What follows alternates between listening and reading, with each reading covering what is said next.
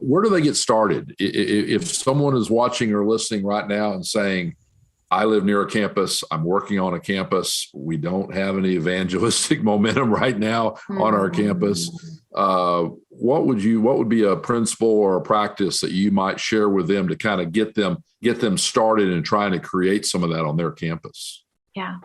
I think it's really important for when you recognize that to do something about it.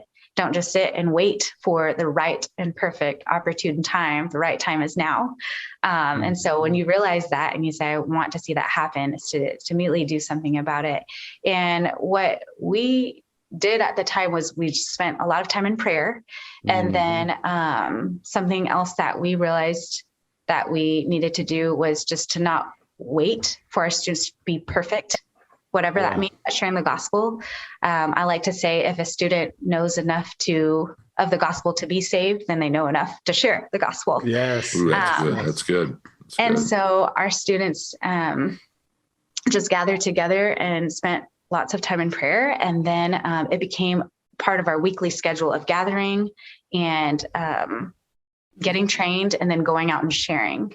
And although we're doing mainly contact evangelism during, that time, is that we also encourage people to share in their own circles of influence, like meet someone up for coffee, share the gospel with them, set up gospel appointments, be intentional about these appointments to share the gospel with friends. And so my encouragement is to share that with the rest of the people in your ministry. Again, like share what you're thinking, share with your students, like, hey, we've been praying and we just really want to grow in our evangelistic momentum and we want to do something about it. And then begin thinking about the different things that you can start off doing. And so finding a time that works for your ministry to meet together, to pray, and to have some sort of simple training, and then going and practicing together, or setting goals like, okay, if it's not contact evangelism that week, it's okay, can everyone choose one person that they want to share the gospel with this week? And maybe it's a friend. And then the next week, it could be a goal of sharing with someone who's not a friend, but you intersect with them all the time. And then the next week is sharing with someone that you haven't talked to, but you see all the time.